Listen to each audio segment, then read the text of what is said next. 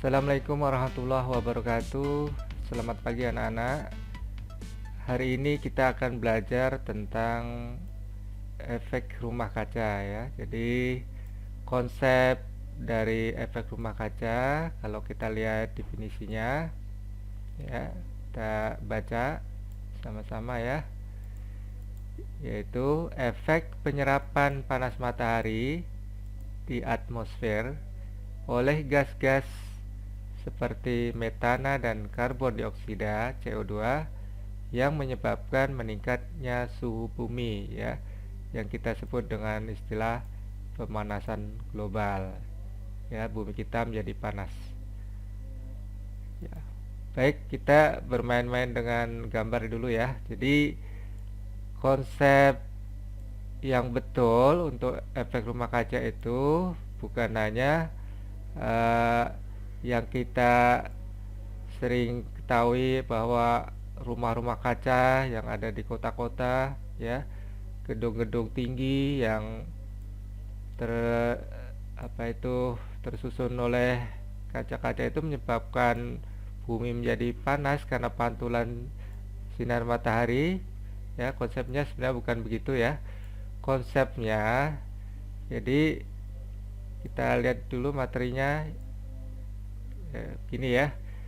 Jadi efek rumah kaca itu kita awali dengan sebenarnya pada dasarnya kita membutuhkan ya gas rumah kaca. Artinya gas rumah kaca yang ada di atmosfer itu ya kita masih butuhkan. Karena apa? Karena tanpa keberadaan gas rumah kaca itu bumi akan menjadi terlalu dingin ya, jadi beku. Karena ya, kenapa? Karena tidak ada lapisan yang mengisolasi atau mengumpulkan panas matahari. Ya, kita bisa bayangkan kalau tidak ada lapisan di atmosfer yang kita sebut dengan efek rumah kaca tadi, kita bisa kedinginan untuk hidup tinggal di bumi ya. Jadi kembali lagi kita awali konsepnya, jangan salah dulu ya. Jadi efek rumah kaca itu kita gambarkan dengan misalnya atmosfer ya. Atmosfer ini kan menyaring, jadi sinar-sinar ultraviolet yang dari matahari ini akan menembus ya, atmosfer ya. Jadi untuk melindungi efek dari sinar ultraviolet yang merugikan tadi, yang bisa menyebabkan penyakit kulit dan sebagainya, perlu adanya atmosfer untuk menyaring ya, sehingga bumi terlindungi dari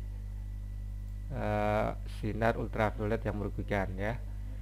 Nah, atmosfer inilah yang kita ibaratkan dia ada kacanya, rumah kaca. Jadi kenapa ada kita sebut efek rumah kaca?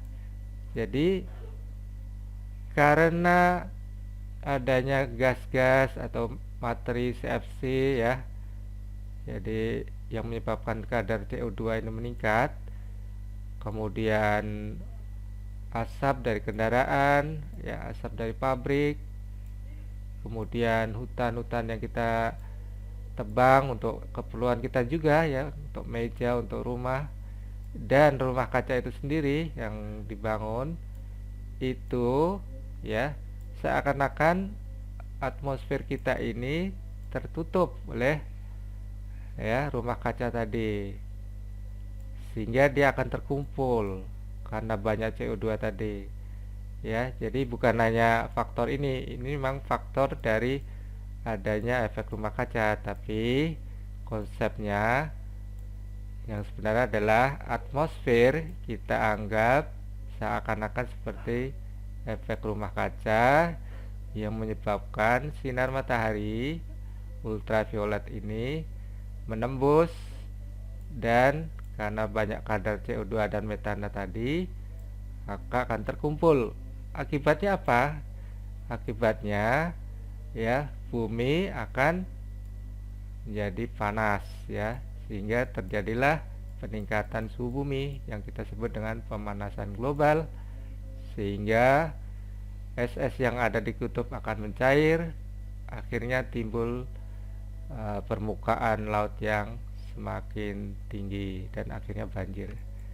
Itu anak-anak ya. Jadi Bapak ulangi lagi, efek rumah kaca adalah sebenarnya adalah ibarat atmosfer yang kita gantikan dengan rumah kaca yang CO2 dan metana, unsur-unsur penyebab efek rumah kaca ini terkumpul karena kelebihan. Kalau dia seimbang, tidak jadi masalah, justru diperlukan oleh kita dalam rangka apa? Menjaga supaya suhu tetap hangat. Kalau tidak ada efek rumah kaca, justru kita akan beku.